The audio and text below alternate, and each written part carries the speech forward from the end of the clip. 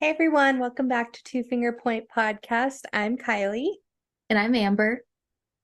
and today we're going to discuss a documentary we found interesting and wanted to share with you guys. It's called The American Dream and Other Fairy Tales, and this was produced by the great niece of Walt Disney and daughter of Walt's brother, Roy O. Disney, Abigail Disney. Dun, dun, dun. No, yeah, this was interesting because when we were doing our history of Disney, which was a few episodes back, I started seeing Abigail Disney kind of pop up in some of those researches I was doing. And I didn't realize that she was so heavily involved in a lot of things against the Disney company. So I guess to give a quick synopsis, this is a documentary that Abigail Disney and it looked like actually like a lot of executive producers, or at least people who were involved, were actually part of the Disney family. I saw a lot of Disney last names when you first saw the Mhm. credits roll. But so she does this is a documentary that's going to be pretty, I think the main focus I would say would be on the pay inequality in the Disney company. So we're going to be kind of breaking down, how the documentary played out, as well as some of our thoughts as to, what kind of went down throughout this documentary and kind of our opinions too, because we did work for Disney. So we can kind of speak to some of these inequalities that we felt while we were working there as well. Yes, and this was made, I don't know when they started, like 2018, 2019, but it carried Mhm. on through the pandemic. So a lot of these issues are still existing, and I feel like they're only getting worse today. So we just wanted to bring some of this to light. Yeah, that's a good point too, to say that this is actually not a dated document. It's actually pretty current. So this isn't something like, well, it is something that's been ongoing, but it is something that is finally getting brought to light in these more current years, and hopefully some things are done. Um, yeah, so I get like the way that the documentary kind of starts is it's actually very cheerful and happy. You've got these um kind of this historic footage of like Disneyland and how the park was being created and some of the first days that the park was open. Um, and I thought that was really cool because I really haven't gotten to see that extensively. So I thought, I'm sure some of it's pretty exclusive to like the Disney family, especially with Abigail Disney being one of the main people who created this. So I'm sure some of this is pretty exclusive content. So I thought that was cool. But then we start kind of panning into some of our main characters, some of our workers of Disney, and kind of their stories. Like, for example, I guess we've got Sam. She had worked for the company for 45 years, and I think one of the most jarring things is that, like, for the most part, all she really had to show for it was like these pins that kind of credited how many years she had worked within the Disney company. And they were pretty, unfortunately, invaluable. Yeah, it's like, oh, thank you for this piece of metal. It's really Scrap gonna get me metal. somewhere. Yeah. Yeah, scrap metal on top of it. um, and yeah, so like we said, so we had Abigail Disney and her, so what was it? I'm sorry, her grandfather was Roy O. Disney, and then Walt Disney was her great uncle. So yeah, Roy E. Disney was her father. So if you listen back to our history of Disney, he was quite a spitfire, and he kind of made some noise in the Disney company back in his day. Um, so it doesn't surprise me that she's creating noise here, like in her time. Yeah, and up until watching this, for some reason, maybe I was mixed up, but I thought she was Walt's granddaughter this whole time. And Oh. so piecing that together, that she's Roy E. Disney's daughter, it Mm-hmm. kind of, because we discussed, people were labeling him as a troublemaker. They're the Disneys, though. This is their family's bread and butter. This is their family's creation that's been taken out of their hands and ruined. I mean, it made more sense, and it just seems like they're fighting for what's right. And really, Abigail has nothing to gain from this documentary. Their family gets like Mm-hmm. 3% of the company's earnings to this day. So It's not like she's getting anything out of this. She's really just helping these people that we're about to talk about. Yeah, which is amazing in itself, right? Mhm. But I mean, it just shows like how much passion the Disney company really had and has still to this day for what Walt and Roy created. Mhm. Um, so I was gonna say, something interesting that I saw too was that Abigail was actually media trained really young to not speak out about the Disney company. And I found that interesting because it almost feels kind of like a royal family or like a famous, well, I mean, of course they're a famous family, but it feels more like a royal family, right? They're media trained very young. You don't speak out against the family. Like Mhm. it just gave me that kind of a vibe. Yeah. And I guess there was probably like, especially with children, like they might ruin the magic, you know? And it I probably had guess to do that with that more so than the other stuff. you're probably right. Yeah. I mean, kids especially, yeah, we're very word vomity. Yeah. So can kind of just say whatever. Noticing, I was gonna say, I guess my notes are kind of all over the place when it comes to the documentary.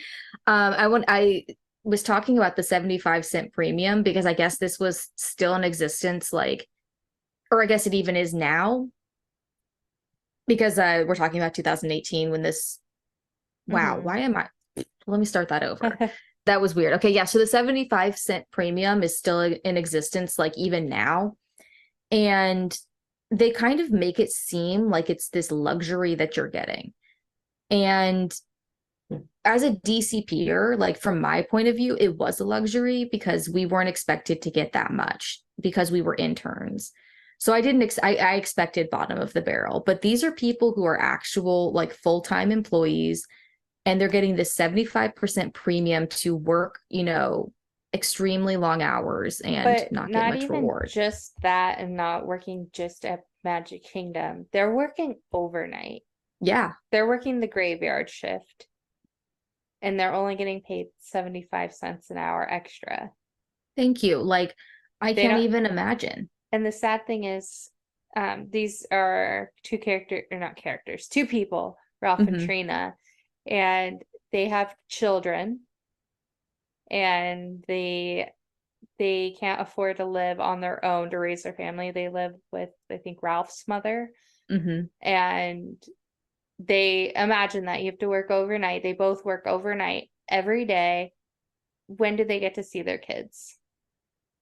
It's a real, honestly, their story really was the one that, like, really, I mean, all these stories touched me, but this one really tugged at my heartstrings. Hmm. And I understood a lot of similarities, right? Like, because this documentary solely bases around California and Disneyland. So like I can understand like not being able to afford to live in Orange County. It is tough out here. So like a lot of it I could empathize with because I'm out here and I understand what a lot of these people are going through and I can't imagine not being able to afford to live. It's rough out here. It's Hmm. rough anywhere, but I mean California, the standard of living is like impossible almost. It doesn't make sense why things cost that much. It really Yeah. doesn't. No, it's so sad. And then like of course we're cutting to these like union group scenes where they're like a lot of Disney employees are getting together and they're kind of leaning on each other, but also brainstorming ideas to kind of improve any way that they can. And they're taking polls to see, certain things that some of these employees have had to go through. And it's pretty shocking to see. So a couple of the questions, how many of you know someone who's on food stamps that works at Disney? I would have never thought that somebody who works for such a big company would need to be on food stamps. It, Honestly, when they said that though, and like thinking back to us having to buy groceries at the Dollar Tree and like starving to make them last, like I just kind of like, why didn't I think to apply? yeah, honestly, yeah. So it's just wow. Wow. And then what about someone who has slept in their car? And it was unanimous. Everybody raised their hand for that.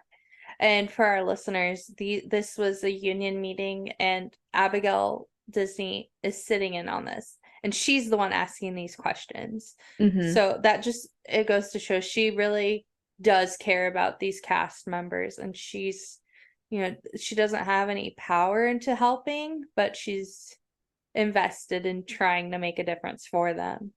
Totally. I think that's what I can appreciate about a lot of what she's doing too. She's really in there. She's not just speaking out about it from like a lensed point of view. She's in there with these employees, getting their point of view, Yeah. their real And stories. prying and wanting more to know more about it. Yeah. I think it's important because I mean, based on like she even did try to reach out to the Disney company a couple of times throughout this documentary and just points of time, and she didn't receive very much back. If anything, it was a very generalized, standardized, buttoned up answers that she was getting. Yeah, Which PR. yeah, which I mean, I it's expected that she would get those answers just because Disney is a giant corporation. However, But I she is the granddaughter and the great niece of the creators of this company. And I know that's, somewhat nepotism, but this company is nowhere near what it was supposed to be. yeah. And I think that is where a little bit of the Disney name just holds some cachet, right? She should be able to kind of get in there and get a little more information. So it is disappointing that she is kind of being shut out Mm-hmm. because she's creating noise. And it's because let's be serious here, it's because she's hitting the nail on the head. That's why they're shutting her out. Exactly. Yep. So, which I even noticed throughout like some of these court hearings that she was Yeah, going to and stuff. I didn't know if you wanted to hold off until later, but yeah, when they were in there and the lobbyists were paying for both sides to be shut down and stuff, Yes. and she calls them out and he calls her a socialist. It's like, okay, now Oh, we're yeah. we're name calling, we're labeling and making it us versus them because she called out your crimes and your sins. Oh, I mean, watching that, I was so angry because I was like, oh, they're just being so rude and disgusting. And she's being so poised, so just like giving them straightforward answers. And the thing is, she has nothing to gain from this. She's trying to help out other people. She's not going to get a cent off of this. Low key, this is one of those things where it's almost a lose-lose for her, right? She has Mm-hmm. nothing to gain and everything to lose. So Mm-hmm. this is just the situation they should be looking at because she's clearly not gaining anything by these other employees getting more money. I mean, she's gaining, I mean, it's good, but like for herself, she's not gaining anything. Good karma. That's what Yeah, she's gaining. she's getting into heaven. Yeah. But yeah, no, but I will say so to comment before she did go to court, the ring she was wearing. Okay, Did yeah. you? So I was listening, but I was in the middle of hanging frames up on the wall, so I wasn't watching. And I remember Okay. hearing like clitoris ring, and I was like, Oh my God. okay. And then I was so zoned out though. I didn't like it didn't click like what are they talking about? So you're gonna have to explain it. Okay, yeah. So basically, it looks like a wishbone, basically.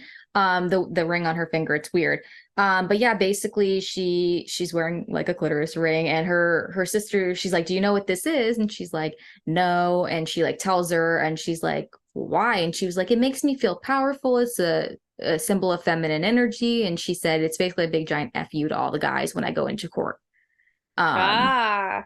so I thought that was cool. I was like, okay. But it was funny because I was like, oh my God, this is unexpected and it seems silly, but it's clear that it's obviously a symbol of power. Yeah.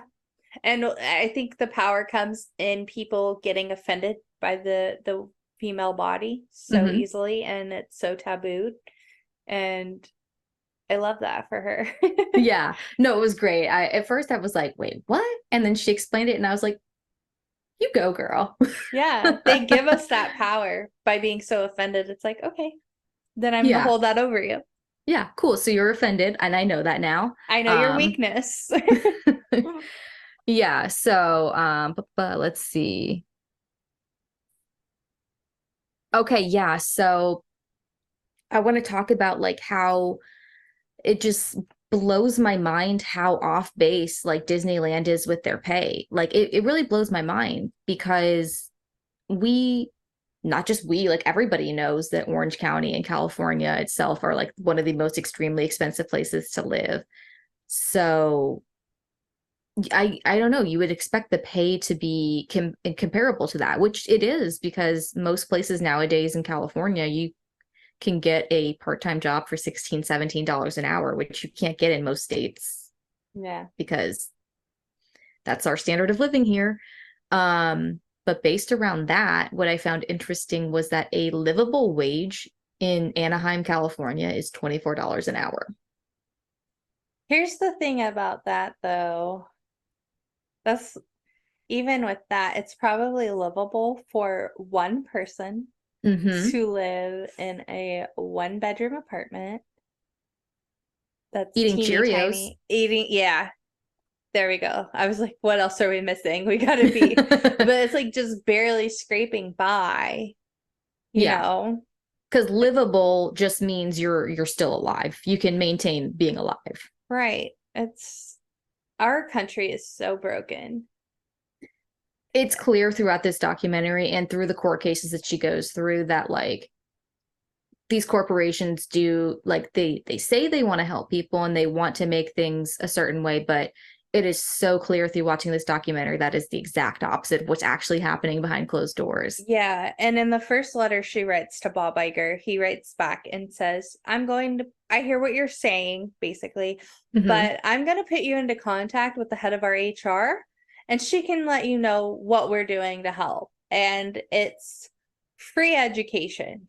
Oh yeah, no, that made me angry because that was what I was talking about with the generic answers that Disney was providing. They didn't even acknowledge her as a person. They were like, "Oh, you want generalized knowledge? Here you go." Yeah, and it's like, I can't afford to take care of my children. We don't have a roof over our heads. We're sleeping in our cars and we can't afford food. Yeah, I think I'm going to start college.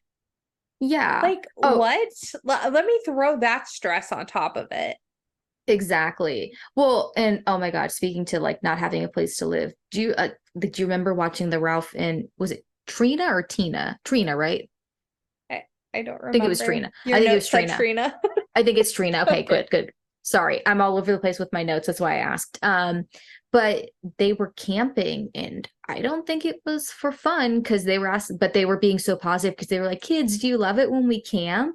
And they Yeah. were like, "Yeah, we love camping." And I was like, I love that they're being positive, but like that almost makes it sadder for me because like they have to maintain this positivity so that their kids don't realize how bad it is. Ugh, I would not be able to like get through that without crying and Yeah. breaking down. Like, I don't know how they do it. Oh, that's yeah, that was really them watching them. Like I said, there was something so real about, I mean, all these stories are real, but there was a rawness to their story that really just like struck a chord for me. And there was a part in the documentary where they went and helped out with the food bank, I believe. Yes. And Hmm. she says, I want, no matter what we're going through, I want my children to know what it's like to give. And I want that to be a part of their lives. And no matter how they're suffering, they're still focused on the good. I don't have Oh, the bandwidth for all that. no, I can't. I'm telling you, they're such like uh they made it hard to watch the documentary because it was so sad. Oh yeah, so let's talk about some Disney, a little Disney fun fact about the parking lot for Mm-hmm. Disneyland. So this is supposedly the legend of the parking lot at Disneyland. So it was completed in 1996. And what happened was the city of Anaheim actually built this parking lot for Disneyland to use. And they leased it, it's leased by Disney. Wait, leased to Disney by the city of Anaheim for $1 a day. So basically, Disney profits by having this parking lot. And let me just give you guys some information on this parking lot because I was just at Disney this past weekend. I remember when I first moved here 5 years ago, parking in this parking lot, $20. Beginning of this year, $30. When I went this $30 to weekend, park your car? oh yeah, but don't worry because it's now 35. It went up $5. That's just to park. You're not that. Oh my gosh. So we've gone up $15 in the last year. That's insane. So they are profiting they're profiting $35 per person who comes into this parking lot and has to pay. And they pay $1 to the city of Anaheim a day to own And this building. here's some insight for you guys from our experience at the DCP. The Coca-Cola company gave them Vista Way apartments. That was a gift from the Coca-Cola company to have for us. And they charged us. Yeah. So just this is just standard Disney protocol at this point. Okay, now that I know what their parking price is and just everything going on, like seriously, I'm probably after the holidays gonna end my Disney Plus and like never give them another dime. Don't. Yeah, the only I'm reason I have done. it is because of my brother. Otherwise, they wouldn't get a dime out of me. Yeah. It's disgusting. And honestly, this documentary made me look a little bit at Bob Iger differently. Because I really thought he was a hero. Like I thought he was right there with Michael Eisner because Michael Eisner did so many good things for the company. I mean, I don't know what his entire career was, but Obviously there was something going on with Roy. yeah, it wasn't amazing, but I mean, he's always gonna have my heart because of the Disney Channel. Yeah. But yeah, it looks like Bob Iger's a little bit shady. One thing that broke my heart was the young woman named Artemis. Mhm. She was in the union meeting and she stood up and said, I would love one day to be able to have children, but at this rate I'll never be able to afford to raise them the way I would want to. And that just gutted me because so many of us like just can't afford to have families and Yeah. we get ridiculed all the time. You're not having kids? Why aren't you having kids? Where's our grandkids? And it's like, Mhm. where's the money to Yeah. take care of those children? Like, why are we going to bring in kids into this world if we can't afford to take care of them? Literally. And we're at that point where we're getting ridiculed about things like this. But yeah, no, that's another thing that really hits close to home, especially with us currently being in our 30s and that being like this is It's a the prime time. generational issue. Yeah. So this this whole thing is shining light on not just issues of the fact that Disney's just not paying their employees enough. It's like it's deeper than that. And that's why I appreciate that this was created. So you can see it's not just like it is a monetary issue, but it's so much deeper than that, you know? Yeah. Um, I'm trying to think like what else. I'm so all over the place. Oh yeah, and then Disney responded to the whole like inequality of pay by basically saying like they don't want to comment on pay inequality, but their employees are doing just fine. Are they Right. though? And Abigail shared that for an employee to make the same amount of money that Bob Iger makes in 1 year, they would have to work 2,000 years. Yes. I remember them saying that and I was like, "Are you kidding me?" Who needs that much money? What are you doing with that much money? Like, what in the world can that much money buy you? So, do you remember when he gave up his salary and was it 2021 or 2020? Yeah. So you do know this. Okay, yeah. So he supposedly gave up his salary and so did a couple other Disney executives. But just kidding, no, they didn't because Disney quietly reimbursed them and didn't tell anybody. Yeah, they got it. Yeah, which means it's not taxed. Yeah, so they got it all just Yeah, it's all sketchy. It's disgusting, it's filthy, it's dirty, it's greedy, and yeah, and it really, this documentary, at the end, it really did expand, and it closed on Disney, but for a minute there, it expanded on how this is a national issue with, it goes beyond yes. Disney, and our country is suffering because of these greedy men. Like, I just don't understand, like, what can you do with all the money in the world? What is it going to Like, get you in life when people need it for their basic survival?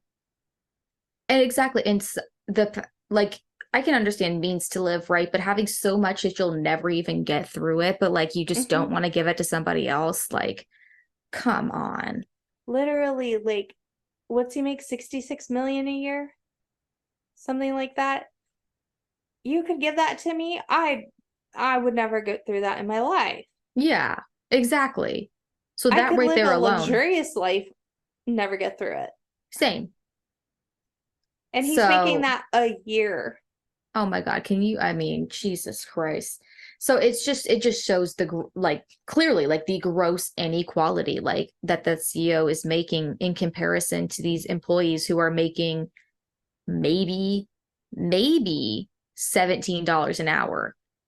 And I Yeah. say that because, like I said, that's a standard for the state of California, but I don't, or I think it is, but there's always a loophole for Disney because you remember as interns, we technically didn't work for the state of Florida. We worked for the states that we lived in. There's always a messy loophole. Yep. So we got taxed based on our states. So I got taxed in Tennessee, or I'm sorry, Mississippi, and you were taxed in Arizona, and everyone else Hmm. was taxed everywhere else. And I remember one of my coworkers, she lived in Nevada, and it was one of the highest taxing states. And her paycheck, which we were working the exact same hours, she would get significantly less than me It was because of the wild. tax. It was so Yeah. dumb. So, And it's just kind of funny they have the audacity to charge you, I'm just pulling this up, mhm. $35 a day for it to Yep, park when yep. their stock you could buy it for 79.33 today. I just decided to pull it up. It has gone so low. And Wow. it's like you're in no position to be price gouging right now. Yeah. So, and they just increased that to 35 because we had been there within the last month. So it happened in the last 2 weeks that they upped it. And I wonder if that's holiday pricing, which either way, disgusting, but either way, it just went up. I saw it. I'm horrified. But literally, like their stocks are so low. It's Not doing insane. good. I don't feel bad for them. No, they're just driving themselves into the ground, and they kind of, it's sad because if they come to an end, like Walt did all this for what? If they come to an end, it's going to be a very interesting and that's going to be a pivotal history moment to watch the Walt Disney Company go down. I don't think it'll ever officially, Yeah, go because down that in art will flames. live on and on. But Yeah, but you've got to have people to work the parks. You've got to have people animating and the one thing that they did right, which I mean, we're a product of it, is the DCP. That is going to forever keep those parks running because all they have to do is just increase the number of people that they bring in, and each park has enough people to work because they don't have to pay them but peanuts. yeah, I just wish those kids would stop paying because you have to pay to work for them, and then you have Oh to yeah. pay to be in their apartments, and you pay for this and you pay for that. And it's gotten worse now. Like they have to pay parking passes now. We didn't have to Yeah, pay for parking passes, luckily. But we did have to pay to be a part of the program, which I can't believe we forgot. We paid $400 to participate yeah. as DCPers. So we paid them to work for them, which is illegal. Should be. Feels illegal. I remember um Tyra Banks always said you should never pay to work, and I wish her little voice was like, ringing in my head when I had mouse eyes. Something that I thought was super wild before is so Disney and the city of Anaheim, like they go back and forth, and Disney has like created tax shields against themselves. And basically, what they've done, which should be legal, but for some reason is not, is they've created these laws that basically shield them from taxes that don't even exist yet. Like things that could potentially happen later on that could Yeah, tax them, they're shielded from because they created a law or a bill or what the frick frack ever. Well, yeah, they have their lobbyist in there telling lawmakers what to do to protect their money. But can you Yeah, believe that? Like, it's wild. I don't know. That just like it just feel like I know what they're doing is clearly legal because obviously it has to be, but besides what we don't know. But it just feels so gross and illegal. It's Yeah. wild that they can get away with some of this stuff. And I want to touch on Abigail's sister Susan, who's kind of like a framing character, I would say, because she's kind of there to kind of fill in the pieces of like Abigail's story. Mm-hmm. And it seems like when they're talking kind of in what was it, like the midpoint of the movie, they're talking about Bob Iger. And it seems like between the two sisters, Susan has, probably not now, but did have a better relationship with Bob Iger. And he would answer her phone calls. But it seems like at this point, we had already burned bridges on Abigail's side. Yeah. I mean, I feel like that's how every line of sibling goes, right? You've got the one that's outspoken and kind of the black sheep, us. Yeah. And then you've got like the one that knows when to keep their mouth shut. And I was never good at that, clearly. It's my things need to brother be was said. And so yeah, I good think at that's that. the thing, right? I didn't look, but did you know, maybe you can answer, was Susan the older or younger sibling? 58 Okay, so she is older. by a couple of years. That's why they're so close, because you can tell like that they're not far in age. Yeah. But I mean, that makes sense too why they were early on media trained, because the parks were already up and running and Mm-hmm. Disney was already a big name. So Yeah, so it was kind of like, it was probably just, maybe if it wasn't formal training, it's from watching their fathers and grandfathers, you know, doing it already. It was just the way things were. being that it's the time that it was, I'm sure it was a Yeah. little bit of both, like especially with just upbringing, like to Yeah. stay in line, but also they probably like taught them like your manners, like mind your manners. Exactly. Yeah. So that So doesn't surprise me. not the way it is now where they have like the media trainer come in and give you a class. Oh my gosh, things are so different, which was literally the whole point of this documentary. Yeah, very true. Um, yeah, I guess like we can close it out with like, which is actually sad. Like the closeout of this is that there really is no resolve. It kind of ends pretty sadly and somewhat abruptly, I would say. It kind of ends with one more sad little like story of everyone kind of helping with this Christmas food bank, and it's a drive up moment, and you really see like how many people in the Anaheim area, Disney employees and not, are really struggling. So it kind of gives you a full picture that like, hey, not only is like our Disney employees suffering, but like so are these other people. Yeah. Yep. So that is that. And next week, we're not going to be fully, biased here. We're going to try to give the other side a shot. So we are currently listening to the audiobook of Ride of a Lifetime by Bob Iger. So we're going to hear him out. So next week's episode is going to be our thoughts on that book. So tune in for that. And also before we go, just anyone who does want to watch this documentary, it is available on Amazon Prime. Yes. I think it's $3.99 HD, $2.99 normal. So not super steep. So if you're looking to rent it, that's where I found it. Yes. And if you want to listen to Bob Iger's book, Amber found it on YouTube for the audiobook. Sure did. Hopefully hopefully they don't take it down. So we'll catch you next week. Bye guys.